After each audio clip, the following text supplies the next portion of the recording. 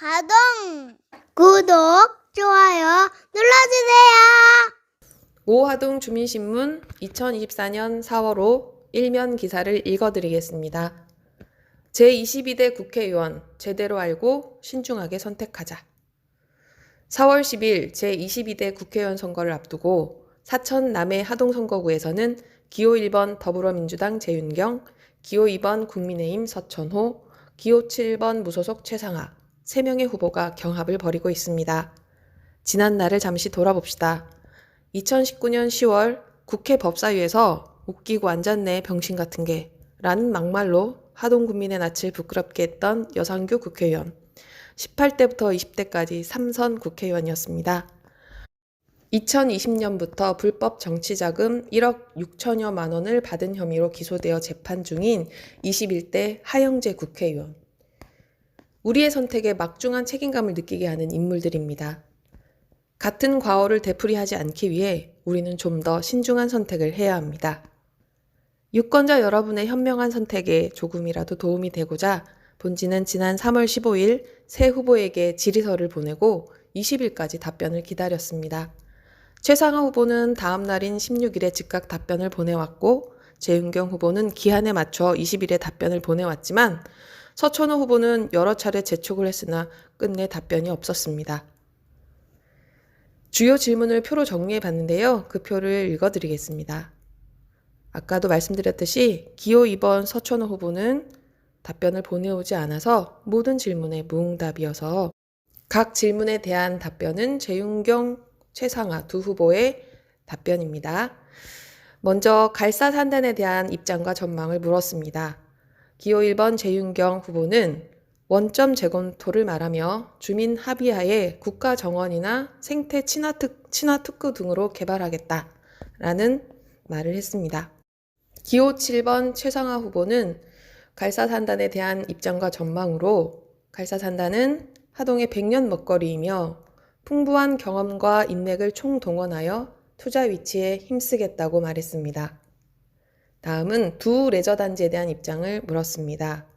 재윤경 후보는 갈사산단과 더불어 원점 재검토하겠다라고 말했고 최상하 후보는 지역경제 활성화, 인구 증가, 100만 명 관광객 유치 등 기대되는 사업이라 적극 지지하겠다라는 입장을 보였습니다.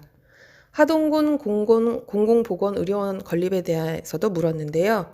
재윤경 후보는 설립은 국도비를 받지만 운영은 지자체의 몫이라 부담이 클 것이므로 안정적인 운영을 위해 운영비를 지원받을 수 있는 제도를 마련하겠다라고 말했습니다. 최상하 후보는 지역사회의 건강과 복지 향상을 위해 공공보건의료원은 필수적이며 지역 경제에도 긍정적 영향을 미칠 것으로 예상한다고 답했습니다. 다음은 농산물 가격과 농민소득 안정화 방안에 대해 물었는데요.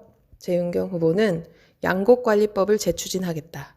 기초농산물 최저가격 보장받을 수 있도록 농수산물 유통 및 가격 안정에 관한 법률 개정 또한 추진하겠다라고 답했습니다. 최상하 후보는 공급 측면에서는 생산자 조직화 강화하고 사전적 및 자율적 수급 조절 기능을 강화하며 수요 측면에서는 다양한 유통 경로 확산이 필요하다라고 답했습니다. 농업소득 증대 방안에 대해서도 물었습니다. 재윤경 후보는 농민기본법을 제정하고 농민수당을 법제화하며 농산물 최소 생산비 보장을 위해 입법을 추진하겠다라고 답했고 최상하 후보는 친환경 농업의 활성화, 로컬푸드 사업의 추진, 치유농업 활성화 지원에 초점을 맞추겠다라고 답했습니다. 이 외에도 지방소멸시대에 대응하는 정책과 하동군이 추진하고 있는 컴팩트 매력도시에 대해서도 물었는데요. 답변은 다음과 같았습니다. 먼저 지방소멸시대 대응 정책에 대해 재윤경 후보는 하동군은 지난 2년간 지방소멸 대응 기금으로 146억 원을 배정받아 집행하고 있는데 일부 사업은 기금 성격과 맞지 않는 것들도 있는 것 같다. 주민들의 의견을 적극 반영하고 우리 지역의 환경에 대한 과감한 투자로 이어져야 한다. 지리산을 그대로 수량이 많고 맑았던 섬진강을 옛 모습으로 복원하고 섬진강을 전문 관리하는 섬진강 유역환경청을 설립하도록 노력할 것이다. 멈춰버린 갈사만을 주민 주도의 생태마을로 추진하고 환경 일자리를 창출하여 생활 인구가 증가하는 하동을 만들기 위해 노력하겠다고 답했습니다. 지방소멸시대 대응 정책 최상화 후보는 다양한 세대를 아우르는 포괄적 접근과 지역 특성을 반영한 맞춤형 정책 구현이 중요하다. 특히 청년층 중심에서 벗어나 세대 통합형 정책으로의 전환과 다양한 세대가 지역에서 활동할 수 있는 지원, 시책 발굴이 필요하고 복수 주소제 도입 등 다양한 대응책을 마련해야 한다고 답했습니다. 마지막으로 하동군의 컴팩트 매력 도시에 대해 물었습니다. 기호 1번 재윤경 후보는 행정 및 문화복지시설을 중심에 집약시키는 형태로 재편해 각 읍면의 공간 구조를 압축시키고 보행자 위주의 교통체계로 조성하는 것을 기본 방향으로 설정하는 사업 취지에는 충분히 공감하고 적극 지원하겠다. 하지만 기존의 토건 사업으로 변질되지 않게 잘 감시하고 주민들이 사업에 직접 참여할 수 있는 공간을 만들어야 한다고 생각한다고 답했습니다. 기호 7번 최상화 후보는 압축적인 도시공간 구조를 통해 사회적 비용을 절감하고 지역에 새로운 활력을 불어넣기 위한 것으로 저출산 고령화 시대에 맞서 하동의 지속가능한 발전을 위한 전략이라고 본다. 일부 지역에 행정과 자원이 집중될 경우 다른 지역의 소외감이나 불균형이 심화될 수 있는 문제에 대해서도 다양한 정책과 방안이 충분히 논의되어야 하고 세심한 주의가 필요하다고 생각한다고 답했습니다. 4월 10일이 투표일입니다. 많이 고민하시고 현명한 선택하도록 합시다. 이순경 기자였습니다. 하동. 하동 주민신문 오하동 2024년 4월호 2면 3면 기사를 읽어드리겠습니다. 농산물값 폭등에도 농민은 죽어난다. 22대 국회의원 선거에서 농민과 소비자를 살리는 후보를 뽑아야. 설 명절을 앞두고 치솟았던 과일, 채소류를 비롯한 농산물 가격이 내릴 줄 모르고 있다. 정부의 뚜렷한 대책도 없다. 도시 소비자들은 과일, 채소를 선뜻 사지 못하고 있다. 높은 물가에 아우성이다. 농산물 값이 오르면 농민들은 수입이 좋아야 할 텐데 현실은 그렇지 않다. 오히려 힘들다는 소리가 곳곳에서 들린다. 도대체 무슨 일이 벌어지고 있는 것일까? 지난 3월 6일 통계청이 발표한 2024년 2월 소비자 물가 동향에 따르면 소비자 물가는 2023년 2월에 비해 3.1%가 올랐다.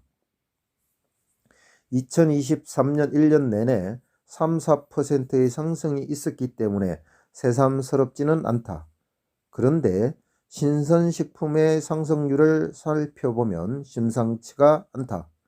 신선식품은 2023년 9월까지는 전년 같은 달 대비 2 내지 10% 상승률로 오르락내리락 하다가 10월에 13.3% 오르더니 그 이후 꾸준히 올라 2024년 2월에는 무려 20%가 폭등했다. 과실은 40.6%가 올랐다. 품목별로 보면 귤은 78.1%, 사과 71%, 배 61.1%, 토마토 56.3%, 딸기 23.3%가 상승하여 상상을 초월했다. 가격이 오른다는 것은 공급이 모자란다는 것을 뜻한다. 통계청의 2023년 겨울 배추, 무, 콩, 사과, 배 생산량 조사 결과에 따르면 사과 생산량은 전년보다 30.3%가 줄고 배는 26.8%가 감소했다. 가격이 폭등한 물품들은 공급량이 절대적으로 부족하다. 농산물 생산량은 왜 갑자기 줄었을까? 그 이유는 기후변화다. 2023년 봄 꽃필 무렵 이상 저온으로 냉해를 입었다. 하동에선 고사리, 매실, 배, 대봉감, 당감 등 과실과 채소류가 냉해 피해를 크게 입었다. 게다가 1년 내내 비가 수없이 내렸고 9월엔 가을 장맛비가 와서 수확을 앞둔 과일들이 큰 피해를 봤다. 악양면의 대봉감은 평년 수확량의 20%에 지나지 않았다. 대봉감과 당감은 자연재해로 인정되어 국가의 지원금까지 있었다. 하동만이 아니라 전국적으로 이상 기온으로 생산량이 급감했다. 게다가 올해 2월에도 많은 비가 내렸다. 진주시 기준으로 볼 때 관측 사상 최대의 비가 내렸고 비가 내린 날도 15일이었다. 한 달의 절반 정도가 비가 내린 것이다. 이로 인해 일조량이 40% 이상 감소하여 농작물이 큰 피해를 입었고 생산량은 급감했다. 겨울에 하우스 농사를 짓는 농가들은 직격탄을 맞았다. 애호박 경매 가격은 예년에 비해 50% 올랐어요. 그런데 수확량이 절반으로 떨어져서 전체로는 수입이 예년만 못해요. 생산 물량이 적으니까. 게다가 기름값, 비료값, 인건비가 올려서 재미가 없어요. 경매각이 좋아서 돈을 벌 것 같은데 더 줄었어요. 하동읍에서 애호박 농사를 짓는 J씨의 이야기다. 양상추 값은 작년보다 20% 올랐어요. 생산 개수는 10% 정도 줄었고요. 그런데 크기가 작아요. 안 커요. 햇빛을 못 보니까요. 하동읍 목도에서 양상추 하우스 농사를 짓는 K씨의 이야기이다. 생산량이 반으로 줄면 가격은 2배가 돼야 손해가 없다. 그런데 2배가 아니라 1.5배 정도이니 매출액이 작년보다 적다. 반면 생산비는 크게 증가했다. 겨울 농사 난방유로 쓰이는 맨새유 등유값은 3월 20일 현재 휘발유나 경유보다 비싸다. 일꾼들 인건비도 작년에 오른 상태가 유지되고 있다. 하우스 농사는 기름값과 일꾼 인건비만 따져도 매출액의 30%가 넘는다. 급등한 비료, 기름, 전기값을 보전해 주던 정부 지원금이 대폭 삭감되거나 폐지되어 농자재비 상승률은 더욱 가파르다. 정부는 지난 2년 동안 해마다 비료값 지원으로 1,000억 원을 썼으나 2024년에는 겨우 288억 원을 지원한다. 71%가 줄었다. 그 결과 거의 대부분의 비료를 지원금 없이 사야 하는데 상승률이 약 40%이다. 농업용 맨새유 인상 차액 지원 사업도 국회에서 약 653억 원을 요구했지만 최종 결정은 70억 원에 그쳤다. 농사용 전기요금 인상 차액 보전은 519억 원을 요청했지만 전혀 받아들이지 않았다. 정부의 지원 축소, 인건비와 농자재비 인상, 기후변화로 인한 생산량의 대폭 감소라는 삼중의 악재가 겹치면서 농민들은 죽어난다. 대봉감이나 배수확량의 절반도 못 미쳐서 소득이 크게 줄었다. 한국농초연구원은 하동의 영세농 농업소득이 월 80여만 원에 지나지 않는다고 했는데 가을 소득이 없어진 가수 농가들은 쩔쩔매고 있다. 원예시설 농가들도 겨울 장맛비 휴일증에 속수무책이다. 더 큰 문제는 농산물 값은 높고 농민들의 수익은 줄어든 이 상황이 3월에 그치는 것이 아니라 앞으로도 지속되고 해마다 더 악화될 것이라는 데 있다. 3월 15일 인천농산물 경매사 LC의 말에 따르면 하우스 생산 농가는 거의 줄지 않았는데 수확량은 30% 이상 뚝 떨어진 것 같아요. 품질도 예년만 못해요. 3월부터는 낙찰된 농산물이 단체급식으로 납품되면서 많이 들어가요. 공급이 딸리죠. 노지 가채류가 나올 때까지는 가격이 높을 거고 사과, 배 등 작년 과일은 수확이 없는 상태이니 떨어질 리가 없어. 소비자들은 고물가에 계속 시달릴 거예요. 다음 시즌부터는 농사를 포기하는 농가가 많을 것 같고 기후변화는 더 심해질 것 같으니 걱정이에요. 한국농촌경제연구원도 3월 이후에는 기상 여건이 개선되고 출하 지역에도 확대되어 농산물 수급 상황이 2월보다 나아질 것이나 사과, 배의 경우에는 햇과일이 출하 전까지 가격 상세가 이어질 것으로 전망했다. 소비자와 농민이 고물가와 매출액 감소에 시달리는 지금 정부의 대책은 무엇일까?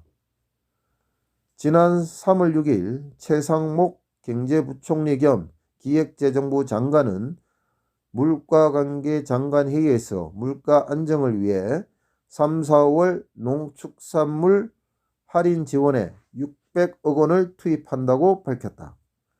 수일과일, 만다린, 두리안, 파인애플과 같은 3종에 대해 추가 관세 인하와 오렌지, 바나나 등 주요 과일을 직수입하여 저렴하게 공급하고 석유류 불법 편성 인상이 없도록 매주 전국의 주유소를 점검하는 등 각 부처가 함께 물가 안정 분위기를 확산시켜 나아갈 계획이라고 밝혔다.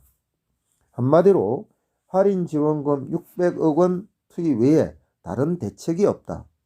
외국 과일 수입하는 것은 시간이 걸리고 수입해도 사과, 배 등 국산 과일을 대체하는 데 한계가 있다. 주유소를 점검한다고 유가 상승을 잡을 수는 없기 때문에 분위기 확산에 지나지 않는다.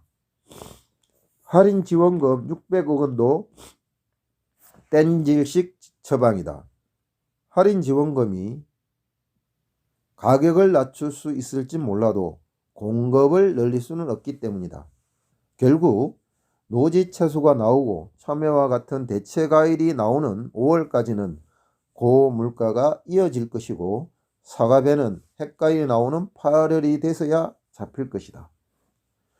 기후변화가 해마다 심각해지고 있고 농업 인구도 줄어들어 농산물 생산량 갈수록 줄어들 것이다. 공급이 안정되지 않으면 물가 안정을 기대할 수 없다. 그러므로 농민들의 농산물 가격을 보장하고 전국 생산량을 추적 관리하며 복잡한 유통 단계를 개선해야 농민도 살고 소비자도 산다.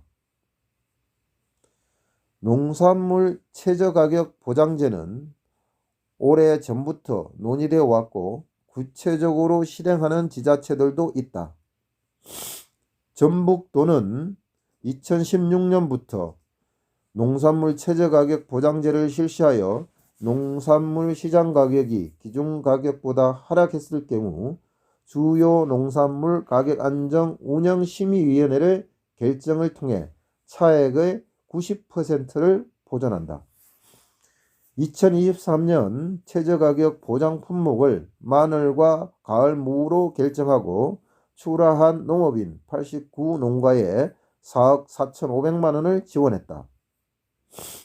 전북 고창군은 2023년 농산물 최저가격 보장 조례를 제정하여 2023년부터 2027년까지 총 30억 원의 기금을 조성해 최저가격을 제도적으로 보전해 주기로 했다.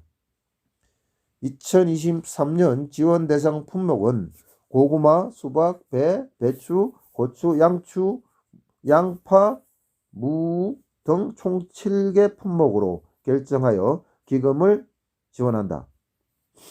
국회에서 농산물 최저가격 보장제를 위한 입법이 본격화되고 있다. 국회 농림해양수산위원회는 지난 2월 1일 양곡관리법 일부 개정안, 소위 양곡법과 그 후속 법안인 농수산물 유통 및 가격 안정에 관한 법률 일부 개정안, 소위 농안법을 의결했다. 양곡법은 윤석열 대통령이 거부권을 행사한 첫 법안이다. 농안법은 농산물 최저가격을 보장하는 내용이 포함되어 있다. 그러나 이 법안들은 여당과 정부의 반대로 표류하고 있는 상태이다. 22대 국회의원 선거일인 4월 10일이 코앞이다. 하동은 농민이 압도적 다수인 농촌 사회인 만큼 하동 국회의원은 농민의 생존에 앞장서야 한다. 표류하고 있는 양곡법과 농안법이 21대 국회 마감과 동시에 자동 폐기된다면 22대 국회에서 재상정하고 입법 절차를 밟는 것이 필요하다. 국회의원 후보들의 농민 농업 정책이 어떤지 자세히 꼼꼼히 살펴야 한다. 물가 폭등을 막고 농민과 농업을 살리는 길이 이번 투표에 달려있기 때문이다. 이상 왕규식 기자였습니다. 하동 2024년 4월 사면 정치면을 읽어드리겠습니다. 제목은 50% 가까운 국민 의사가 무시되는데 이게 민주주의라고. 정당 명부식 비례대표제의 전면 도입이 시급합니다. 만일 어느 회사가 생산한 제품이 50% 가까이 사용할 수 없다면 그 회사는 어떻게 될까요? 당연히 망할 것입니다. 불량률 50%의 회사가 살아남을 방법은 없기 때문입니다. 그런데 이와 유사한 일이 민주주의라는 이름으로 대한민국 국회의원 선거에서 버젓이 벌어지고 있습니다. 사표를 양산하는 선거제도가 거대 양당의 기득권을 강화시킵니다. 사표는 선거 결과 낙선된 후보자에게 던져진 표를 말합니다. 위 자료에 따르면 지지 후보의 낙선으로 자신의 정치적 대변자가 사라진 죽은 표가 지난 20년간 평균 47.51%, 거의 50%에 가깝습니다. 승자 독식의 소선거구제, 단순 다수제를 채택한 한국 정치가 초래한 결과입니다. 이런 제도 때문에 유권자들은 자신의 표가 사표가 되지 않도록 마음에 들지 않아도 당선 가능성이 있는 거대 정당 후보에게 표를 던집니다. 후보자는 이런 심리를 이용하여 상대 당 후보를 깎아내리고 지역색을 자극하며 적대감을 선동합니다. 거대 보수 양당은 당선 가능성이 없는 군소 정당 후보를 찍으면 당신의 표가 사표가 된다고 유권자들의 사표 회피 심리를 자극합니다. 정책 경쟁이 제대로 될 리 없고 정당 정치가 올바로 실현될 리 없고 소수자를 대변하는 신생 정당이 나타날 리 없습니다. 심지어 선거란 게 원래 최악보다 차악을 뽑는 것이라는 말로 유권자의 의지와 무관하게 보수 양당 후보를 선택할 것을 강요합니다. 국민의힘과 더불어민주당, 보수 양당이 오랜 세월 동안 정치적 기득권을 유지해온 방식입니다. 국민의 선택을 그대로 반영하는 정당 명부식 비례대표제가 필요합니다. 민주적 선거제도는 다양한 주권자의 선택을 있는 그대로 반영하는 것이 핵심이라는 점에서 보면 현행 선거제도는 국민의 의사를 존중하는 올바른 선거제도가 아닙니다. 민의의 왜곡이 심각할 뿐더러 사표를 양산하여 1인 1표라는 표의 등가성마저 훼손하기 때문입니다. 그렇다면 유권자의 의사를 충실히 담아낼 수 있는 민주적인 선거제도는 무엇일까요? 많은 정치학자는 독일에서 시행하고 있는 정당 명부식 비례대표제를 제안하고 있습니다. 정당 명부식 비례대표제는 정당이 작성한 후보자 명부에 대해 투표하고 총 득표수에 따라 정당별 당선자 수를 결정하는 제도입니다. 예를 들어 100명의 국회의원을 뽑는 선거에서 각 정당의 득표율이 A 40%, B 30%, C 20%, D 10%로 나왔다면 각 정당이 제출한 후보자 명부의 순위대로 40명, 30명, 20명, 10명의 국회의원이 배출되는 방식입니다. 민의의 비례성과 등가성이 실현되고 사표도 발생하지 않는 선거 방식입니다.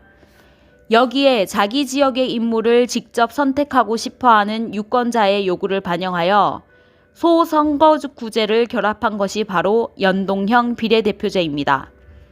단순 다수제, 소선거구제와 비례대표제를 결합시키되 비례대표제의 성격을 강화한 선거 방식으로 사표를 방지할 수 있는 가장 좋은 방안으로 평가받습니다. 각 정당이 득표율에 걸맞는 의석을 가져간다는 점과 사표를 없애 투표에 참여한 유권자들의 민의를 비교적 온전히 수용할 수 있다는 점이 장점으로 꼽힙니다. 국민의 오랜 승원을 외면하는 보수 양당의 횡포. 우리나라는 촛불혁명 이후 치러진 21대 총선에서 처음으로 준연동형 비례대표제를 일부 도입하며 변화가 생기는 듯 했지만 보수 양당의 위성 정당 창당 사태로 민의를 반영한 다당제 실현이라는 오랜 수건은 다시 물거품이 되었습니다. 보수 양당은 자신들의 기득권을 유지하기 위해 위성 정당을 만들고 의원 꿔주기, 후보 급조, 셀프 제명 등 온갖 꼼수를 동원하여 미흡하기 그지없는 한국식 연동형 비례대표제마저 무력화시켜버렸습니다. 오는 4월 10일로 예정된 22대 총선을 앞두고 이미 보수 양당은 위성 정당 창당을 공식화하고 창당 작업에 돌입하였습니다. 보수 양당이 보여주는 이러한 행태는 민의를 존중하는 민주주의의 실현보다는 정치 권력을 독점하겠다는 욕망만을 추구한다는 점에서 정치 몰입애들의 행태와 다를 바가 없습니다. 민주주의 실현을 위한 선거제도 개혁이 절실히 필요합니다. 그러나 보수 양당의 선거제도 개혁에 대한 입장은 자신들의 기득권 강화에만 맞춰져 있습니다. 배타적 권력 독점을 목표로 연동형 비례대표제조차 반대하는 국민의힘은 차치하고서라도 민주주의의 수호자임을 자처하는 더불어민주당조차 자기들이 정신적, 정치적 사표라 내세우는 인물들의 오랜 염원을 헌식작 내버리듯 외면하는 것이 22대 총선을 앞둔 한국 정치권의 현실입니다. 김대중 대통령, 현행 소선거구제인 국회의원 선거법을 못 고치면 망국적 지역 감정을 고칠 수 없다. 지역구도 타파를 위해 정당 명부식 비례대표제를 중요한 과제로 추진해야 한다. 노무현 대통령, 1등만 살아남는 소선거구제가 이성적 토론을 불가능하게 만드는 지역 대결 구도와 결합해 있는 한 우리 정치는 한 걸음도 앞으로 나아갈 수 없다. 독일식 국회의원 선거제도 또는 중대선거구제로 국회의원 선거구제를 바꾸는 것이 필요하다. 문재인 대통령, 차제의 승자 독식의 소선거구제가 초래하는 지역구도를 완화하고 약화되는 지역 대표성 보완을 위해 권역별 정당 명부 비례대표제 도입을 제안한다. 멋지게 지면 무슨 소용입니까? 22대 총선을 앞두고 위성 정당 창당이 대선 공약을 뒤집는 것이며 민주주의를 퇴행시킨다는 비판에 대해 이재명 민주당 대표가 한 말입니다. 그러나 오직 승리는 민주주의자의 신념이 될 수 없습니다. 김경구 기자가 쓰고 김건혜 기자가 읽었습니다. 하동! 다르게 사는 길이 있다. 인도와 네팔을 오가며 사람을 이어주는 김정준 해피올 빙스 대표. 직장 생활하다 그만두고 여행을 많이 다녔어요. 그러다 인도에서 정토회를 알게 됐죠. 거기서 세상에 대한 관점을 바꿀 수 있는 계기가 됐어요. TV에나 나오는 구호 활동이 나하고는 관련 없는 거였는데 나도 할 수 있겠다, 다르게 살아도 괜찮겠다는 자신감이 생긴 거죠. 인도에서 10년 동안 정토회 실무자로 봉사하며 불교 공부도 했어요. 해피 올 빙스 대표 김정준 씨의 이야기를 들어본다.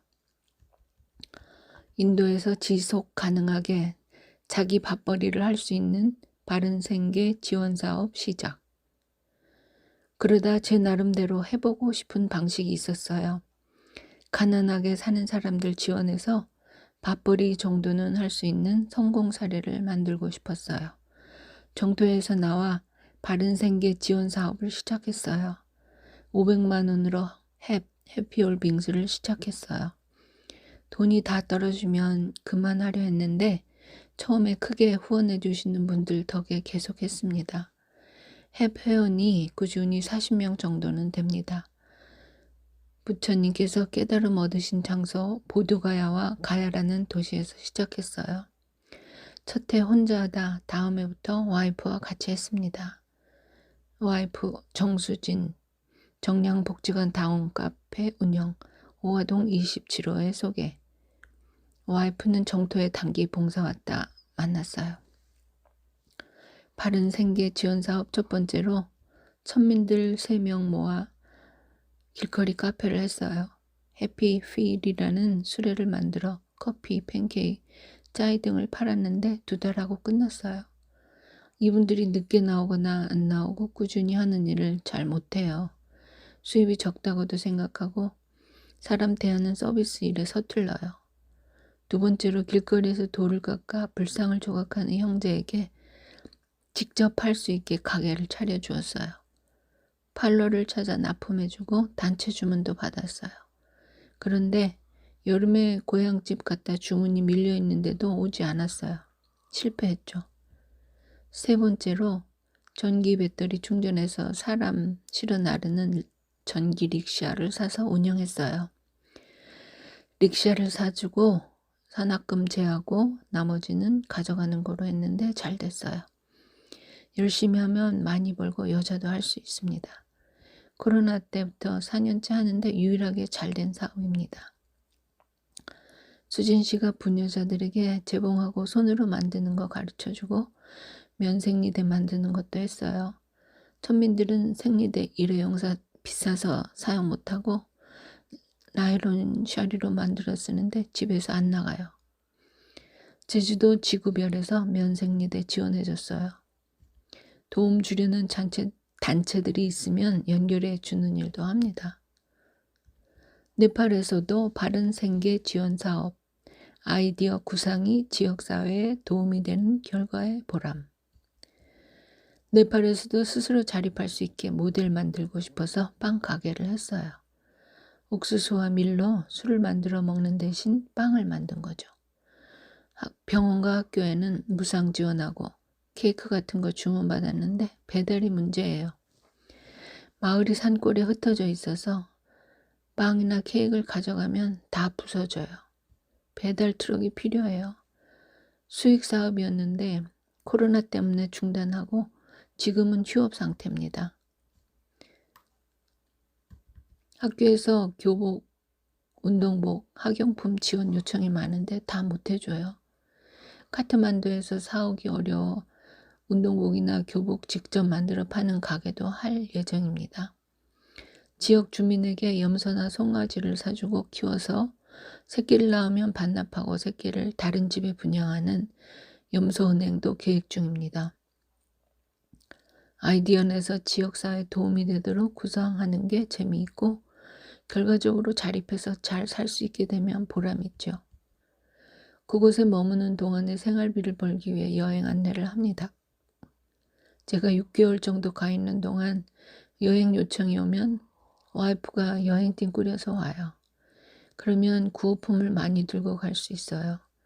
인도는 성지순례, 네팔은 트레킹, 여름엔 몽골 여행 안내도 합니다. 여행팀을 꾸려가는 김에 약품, 가족용 구급 키트를 만들어 기루마다 넣어줍니다. 한의사와 함께 가서 환자를 돌보기도 하고요. 한국에서는 최저생활비 40만 원이면 살겠더라고요. 하동 오기 전에 경주에 살았어요. 민박했는데 돈은 많이 벌렸어요. 씀씀이도 커지고 집 주위가 개발되면 시끄럽고 재미가 없어졌어요. 최저생활비 40만 원이면 살겠더라고요. 조용한 곳 찾아 하동에 온 지 2년 됐고요. 세상 어느 한 구석에 그저 작은 꽃 하나 피우는 마음으로 시작한 해피올빙스는 이제 10년 됐어요. 건강이 괜찮고 후원금이나 사업비가 있으면 계속하죠. 연락처 2764-9183 홍마리 기자 쓰고 읽음. 하동 6면 칼럼을 읽어드리겠습니다. GNP, GDP와 GRDP, 그리고 그 의미와 무의미. 강수돌 고려대 명예교수, 금남면 주민. 가끔 GNP와 GDP의 차이가 무엇인가란 질문을 받는다. GRDP는 또 뭔가란 질문도 받는다. 그래서 이 개념들을 명확히 구분하고 그 의미 내지 무의미성을 찾아보자. 우선 GNP란 Gross National Product의 약자로 국민 총생산이다. 한국 국적을 가진 개인, 기업, 정부가 한 해 동안 생산한 모든 상품 가격의 합이다. 그래서 원료나 중간재 가격은 포함되지 않는다. 모든 상품이나 시장에서 거래되는 일반 품목은 물론 서비스 상품이나 금융 상품의 최종 가격도 GNP에 포함된다. 그리고 한국 국적을 가지고 생산되었다면 그 생산 장소가 국내이건 해외이건 관계없다. 일례로 한국인이 중국에서 생산한 휴대폰의 최종 시장 가격은 한국 GNP에 포함된다. 다음으로 GDP란 Gross Domestic Product의 약자로 국내 총생산이다. 이는 1990년대 신자유주의 세계화 시대 이후로 널리 쓰이게 되었다. 세계화 시대엔 국적이 그리 중요하진 않게 되었다는 뜻. 그래서 그 생산자가 어떤 국적을 가졌건 한국 땅 안에서 생산한 모든 상품 가격의 합이 GDP다. 여기에도 원료나 중간재 가격은 불포함이다. GNP와 마찬가지로 일반 물품은 물론 서비스 상품이나 금융 상품의 최종 가격도 GDP에 든다. 한국 내부에서 생산되었다면 그 주체가 외국인이나 외국 기업이라도 관계없다. 일례로 프랑스 기업 르노가 한국에서 생산한 자동차의 최종 가격은 한국 GDP에 포함된다. 통상적으로 경제 성장이란 GDP가 해마다 늘어나는 것이며 성장률이란 전년도 GDP에 비해 당해 연도 GDP가 얼마나 증가했는지 보는 것이다. 세계 여러 나라가 그러했듯 2019년 코로나 사태로 말미암아 2020년에는 각국 성장률이 대개 마이너스를 기록했다. 세계화 시대를 맞아 GDP가 더 중요하게 쓰인다면 지방자치 시대를 맞아 GRDP 개념이 많이 쓰인다. GRDP란 Gross Regional Domestic Product의 약자로 지역 내 총생산이다. 통계청에서는 서울, 부산 등 8개 특별시 내지 자치시, 그리고 경기도, 강원도, 제주도, 충청남북도, 전라남북도, 경상남북도 등 9개 도별로 지역 내 총생산 규모를 집계 공시한다. 나라 전체의 성장률처럼 GRDP 성장률도 있는데 이것은 전년도 GRDP에 비해 이번 연도 GRDP가 얼마나 증가했는지 퍼센트로 나타내는 것이다. 만일 최근 울산이나 전남처럼 생산 규모가 그 이전보다 줄었다면 성장률은 마이너스로 표시된다. 이 GNP, GDP, GRDP 개념을 볼 때 주의할 점이 있다. 그것은 이 개념들이 포함해야 할 것을 포함하지 않기도 하고 포함하지 않아야 할 것까지 포함하는 경우가 많아서 참된 경제 지표로서 그렇게 믿을 만한 게 못 된다는 점이다. 일례로 산과 광, 들과 바다를 오염시키면서 해외 수출을 많이 하면 GDP나 GNP는 증가하지만 세상은 망가진다. 또 그렇게 생산을 많이 하려고 일하다가 사람들이 다쳐서 병원비가 많이 나올수록 GDP나 GNP는 올라간다. 반대로 이웃 간에 두레나 품앗이로 협동하면서 사는 공동체의 경우 시장 가격으로 나타나는 상품이 없기 때문에 GNP나 GDP에 아무 도움이 안 된다. 통계청 인구 분류 중에 비경제활동 인구로 분류되는 주부, 학생, 군인 등은 사실상 하는 일이 굉장히 많은데도 비경제활동 인구라 불릴 뿐 아니라 그들이 하는 유익한 활동조차 GNP나 GDP에 포함되지 않는다. 이런 걸 염두에 둔다면 우리가 GNP나 GDP, GRDP가 올라간다고 환호할 필요도 또 그게 다른 나라나 지역에 비해 낮다고 해서 한탄할 필요도 없다. 일례로 부탄은 한국보다 훨씬 가난하지만 더 행복하다. 우리는 60년 전보다 평균 400배 부자가 되었지만 해피니스보다 스트레스가 더 증가했다. 흔히 정치가나 행정가들은 GNP나 GDP, GRDP를 올린답시고 논밭을 허물거나 산과 광, 바다를 파괴하는 범죄를 예사로 행하는데 사람들은 경제 성장률이 높아진다고 그저 박수만 치는 경우가 많다. 자기 죽는 줄 모르고 춤추는 꼴이다. 바로 이런 오류를 반복하지 않기 위해서라도 우리는 GNP나 GDP, GRDP의 의미와 무의미에 대해 명확히 인식해야 한다. 나아가 이 무의미한 숫자 놀이를 넘어서기 위해선 삶의 질, QOL 같은 다른 지표들을 개발해야 한다. 사람의 행복엔 돈이 아니라 관계가 핵심이기 때문이다. 강수돌 님이 쓰고 조준형 기자가 읽었습니다. 하동 안녕하세요. 지리산 두 번째 이야기는 성삼제에 대한 이야기입니다.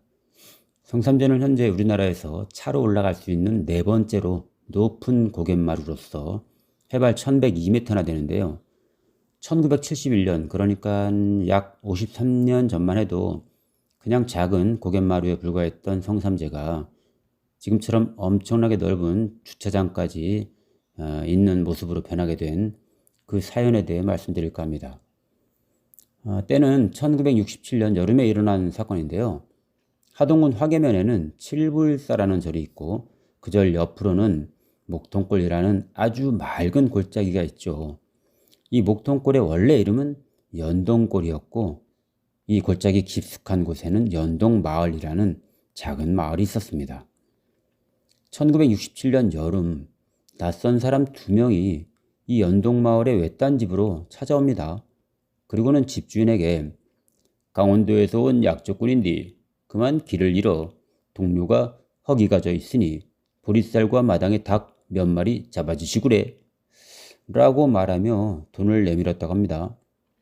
주인은 처음엔 그런가 보다 했으나 닭을 잡으면서 뭔가 이상한 것을 느꼈고 두 사람에게 닭이 삶아지는 동안 막걸리나 한잔 하라며 상을 내주고는 바로 아래로 내려가서 지서에 신고했다고 합니다. 신고를 받은 경찰과 군인이 연동마을에 도착했을 때 두 사람은 이미 자리를 뜨고 없었고 지리산 주변 군부대가 연합하여 대대적인 수색작전을 벌였다고 합니다. 결국 그들을 발견하였고 치열한 공방을 벌이며 서해 바다까지 쫓아가서 배에 막 승선하려는 구인조 간첩을 전원 사살했다고 합니다. 그 이후 이 연동마을은 정부에 의해서 소개령이 내려졌고 골짜기 이름도 연동골에서 목통골로 바뀌었는데요. 목통은 으름덩굴의 열매를 한자로 표기한 것으로 이 골짜기 주변에 으름덩굴이 많아서 목통골로 불리게 되었다고 하네요. 한편 이 사건으로 지리산에는 동시에 두 군데의 군사 작전 도로가 뚫렸으니 그중 하나가 바로 구례 천은사부터 남원 부읍마을, 반선이라고도 하고 뱀사골이라고도 하죠. 이 부읍마을까지 이어진 성삼제 관통도로이며 다른 하나는 화계 의신에서 함양군 마천면 음정마을까지 이어진 벽소령 관통도로입니다. 다행히도 벽소령 관통도로는 그 이후로 개발이 멈춰져 현재는 이용되지 않지만 성삼제 도로는 1988년 88 서울 올림픽 때 관광을 목적으로 왕복 2차선으로 확대 포장해서 지금의 번듯한 861번 지방도로가 된 것입니다.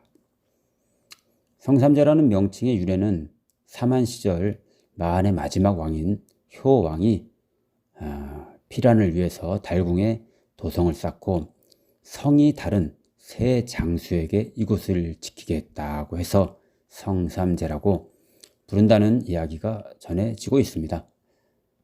이상으로 지리산 성삼재에 대한 이야기를 마치도록 하겠습니다. 감사합니다. 하동 들판을 가로지르는 해양열차 사업. 최근 사천시가 운영 적자를 이유로 해상 케이블카에 요금을 올렸다. 케이블카가 전국 여기저기 설치되다 보니 운영이 어려워진 것이다. 전국적인 현상이다. 운영 적자는 세금으로 메우는데 결국 지자체의 재정은 나빠진다. 요금을 올리면 비싼 요금에 관광객이 더 줄어드는 것을 감수해야 한다. 악순환이다. 하동군이 케이블카와 연계하여 추진하고 있는 해양열차 사업을 살펴보았다. 먼저 해안권 관광지의 연계가 어려운 부분을 살펴보았다. 해양열차는 금오산 케이블카와 중평항을 잇는 2km 구간에 조성된다. 금오산 레저단지와 한려해상국립공원 등 해양 관광지를 연계하기 위해 필요하다고 한다. 하동군이 해양열차와 연계하려는 관광지들과의 직선거리를 살펴보았다. 한려해상국립공원은 2.8km, 술상항은 2.8km, 노량항은 4.9km, 남해대교는 4.0km, 방아섬은 2.4km, 대도는 8.0km, 마도는 11.7km나 떨어져 있다. 대부분 해양열차와의 거리가 멀어서 차량을 다시 이용해야 한다. 직선거리로 11.7km나 떨어진 마도는 섬 전체가 천연기념물이라 들어갈 수도 없다. 관광지 연계는 해양열차가 아니라 차량으로만 가능한 것이다. 결국 해양열차는 금오산 케이블카에서 중평항을 오가는 것에 불과하다. 250억 원짜리 사업인데 군수도 모르게 추진된 사실을 살펴보았다. 문제는 군수가 이 사업을 정례 간부에 의해서 처음 알았다는 것이다. 구상 중인 모든 정책이 바로 군수에게 보고될 수는 없다.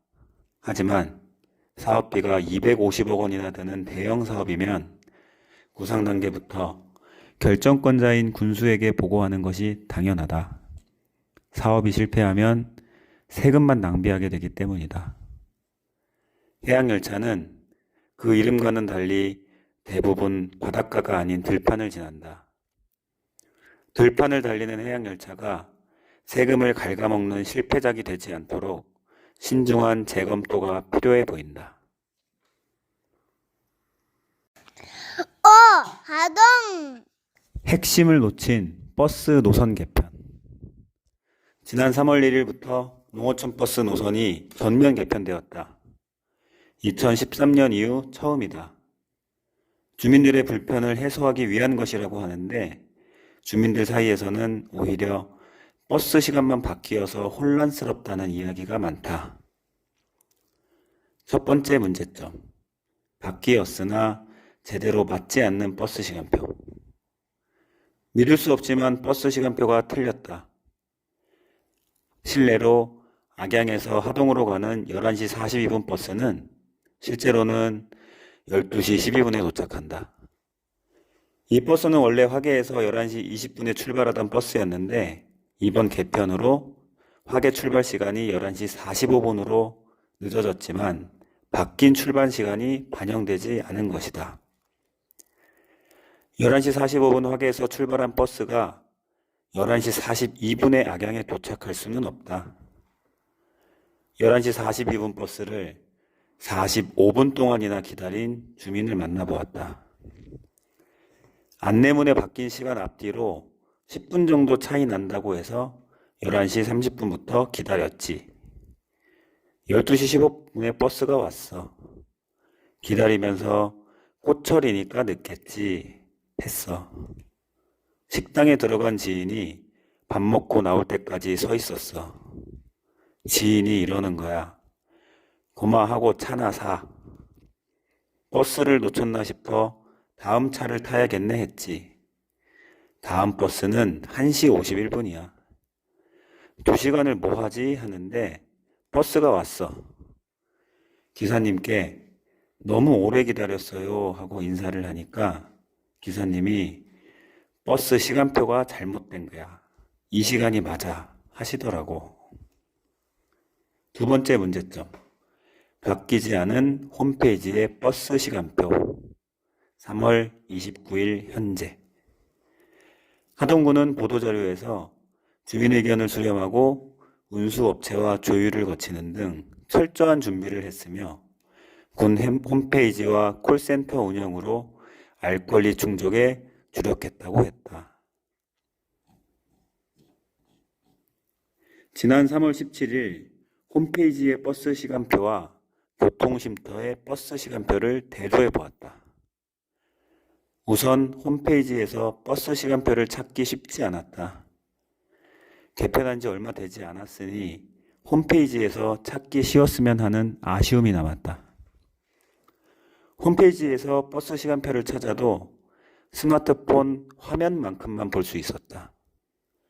화면을 옆으로 밀어서 볼 수가 없었다. 화면에 바로 나오는 화계 약양 버스 시간은 볼 수 있지만 나머지 시간표는 화면 바깥에 있어서 볼 수 없었다.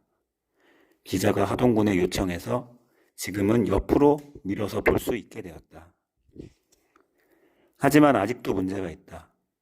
여전히 개편 전 버스 시간이 표시되고 있는 것이다.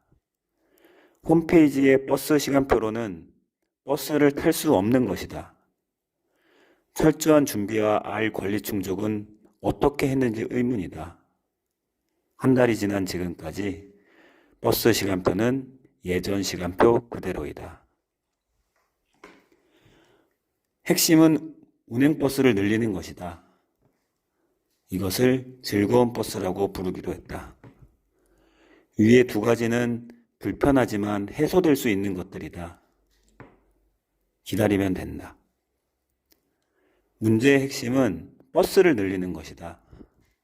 물론 이번 개편으로 기존 10대의 버스가 12대로 늘었다. 하지만 하동의 사정을 볼 때 버스는 최소 15대에서 많으면 20대까지 있어야 한다. 그래야 배차 시간에 쫓기지 않고 버스 기사들의 노동 환경을 개선할 수 있다. 노동 환경 개선은 버스 기사의 즐거운 노동을 보장한다. 버스 기사가 즐거우면 주민들도 즐거워지고 안전 운행이 보장될 수 있다. 10년 만의 개편으로 버스를 2대 늘린 하동군의 노력에는 박수를 보낸다. 하지만 대중교통 개선은 계속되어야 한다. 바로 공영버스 제도를 도입하고 버스를 최소 15대, 가능하면 20대까지 늘려야 한다. 버스 기사도 주민도 즐거운 버스를 기대해 본다. 하동 2024년 4월 8면 이슈면을 읽어드리겠습니다. 하동군 민원서비스 종합평가에서 민원 만족도 라 등급에 그쳐 국민권익위원회와 행정안정부는 지난 2월 21일 전국 행정기관을 대상으로 2016년부터 실시하고 있는 민원서비스 종합평가 결과를 발표했습니다. 정부 기관의 민원 서비스 향상을 목표로 매년 실시하는 이 평가는 고충 민원 처리, 국민신문고 민원 처리, 민원 만족도 등 5개 분야를 대상으로 가에서 마의 등급을 부여합니다. 평가는 가, 상위 0에서 10%, 나, 11에서 30%, 다, 31에서 70%, 라, 71에서 90%, 마, 하위 91에서 100%의 5개 등급으로 나뉘는데 하위 등급으로 갈수록 민원 서비스가 부실함을 나타냅니다. 하동구는 2023년 민원 서비스 종합평가 결과 기관 종합 등급에서 나 등급을 받았습니다. 언뜻 보면 상위 11에서 30% 구간에 있으니 민원 서비스가 우수한 것으로 생각할 수도 있습니다. 그러나 문제는 군민들이 체감하는 민원 처리 성과를 나타내는 민원 만족도 항목에서 라 등급, 즉 하위 71에서 90%를 받았다는 점입니다. 민원 행정 체계, 민원 제도 운영 등에서는 우수한 평가를 받았으나 민원 만족도에서는 낙제점에 가까운 라 등급을 받았다는 것은 제도는 잘 갖춰져 있으나 국민들이 만족할 만한 민원 서비스는 제대로 이루어지지 않았다는 것을 의미합니다. 민원 서비스의 질을 향상시키려는 하동군의 분발과 노력이 필요해 보입니다. 김경구 기자가 쓰고 김건혜 기자가 읽었습니다.